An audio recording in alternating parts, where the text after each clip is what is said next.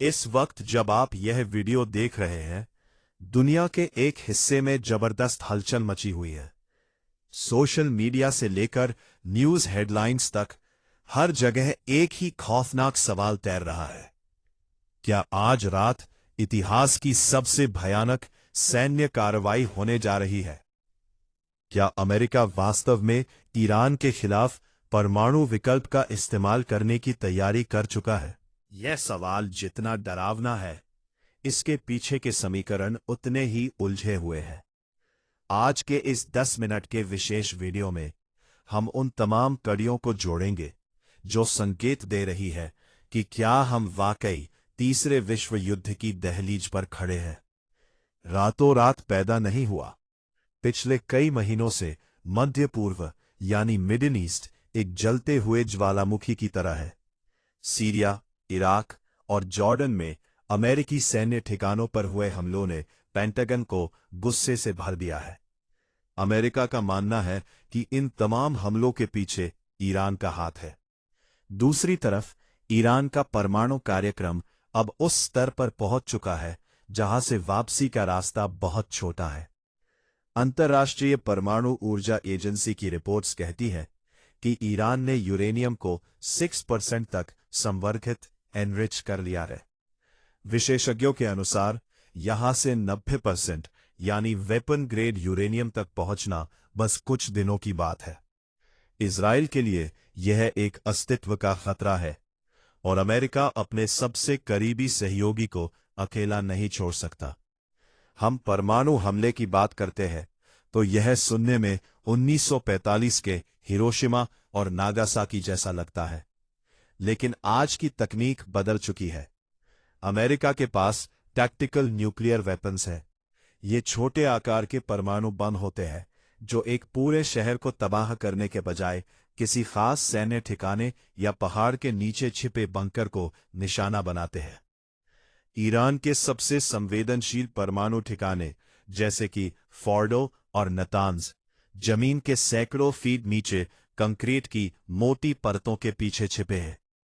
अमेरिकी सेना के पारंपरिक बम शायद इन्हें पूरी तरह नष्ट न कर पाए, और यही वो बिंदु है जहां सैन्य रणनीतिकार परमाणु विकल्प के बारे में सोचना शुरू करते हैं।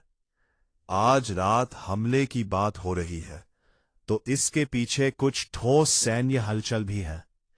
हाल ही में अमेरिका के B-2 स्पिरिट स्टेल्थ बॉम्बर्स ने अपनी उड़ानों में तेजी लाई है।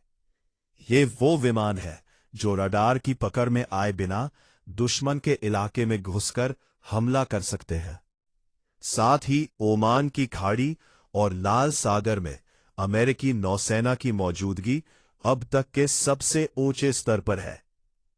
खुफिया सूत्रों का कहना है कि व्हाइट हाउस में सिचुएशन रूम की बैठकें बढ़ गई हैं।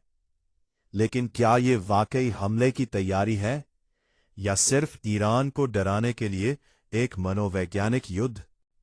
कोई छोटा या कमजोर देश नहीं है। उसके पास मध्य पूर्व का सबसे बड़ा मिसाइल जखीरा है। अगर अमेरिका आज रात हमला करता है तो ईरान की फतेह और खैबर जैसी मिसाइलें मिनटों में इजराइल और खाड़ी देशों में मौजूद अमेरिकी ठिकानों तक पहुंच सकती है। इसके अलावा ईरान के पास हॉर्मोज जलडमरू मध्य स्ट्रेट ऑफ हॉर्मूज को बंद करने की ताकत है। यह दुनिया का वो समुद्री रास्ता है जहां से पूरी दुनिया का 20% तेल गुजरता रहे। अगर यह रास्ता बंद हुआ तो कल सुबह पूरी दुनिया की अर्थव्यवस्था चरमरा जाएगी। पेट्रोल की कीमतें इतनी बढ़ जाएंगी कि विकसित देशों में भी हाहाकार मच जाएगा। यह केवल अमेरिका और ईरान का मामला नहीं है।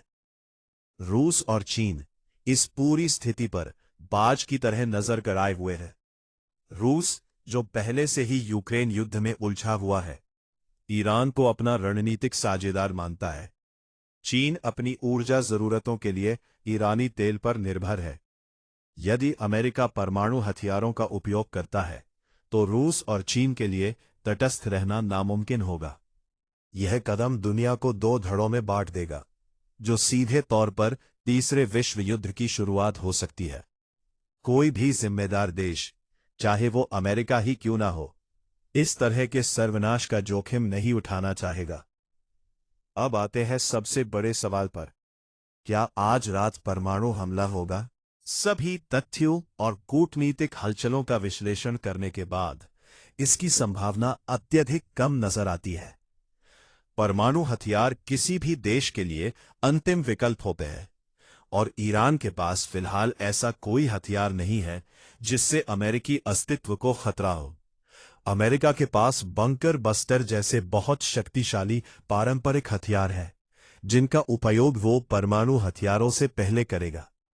आज रात जो हम देख रहे हैं वो मुमकिन है कि एक बहुत बड़ा शक्ति प्रदर्शन, शो ऑफ स्ट्रेंथ हो, ताकि ईरान को बातचीत की मेज पर वापस लाया जा सके या उसकी गतिविधियों को रोका जा सके। दोस्तों, युद्ध कभी किसी समस्या का अंत नहीं होता। हम एक ऐसी दुनिया में रह रहे हैं जहां शांति बहुत नाजुक है। अफवाहों पर ध्यान ना दे और केवल आधिकारिक स्रोतों पर भरोसा करें। हमें उम्मीद करनी चाहिए कि मानवता की जीत हो और ये तनाव बातचीत से सुलझ जाए। आपको क्या लगता है, क्या अमेरिका को ईरान के खिलाफ सख्त रुख अपनाना चाहिए? अपनी राय कमेंट में जरूर लिखें।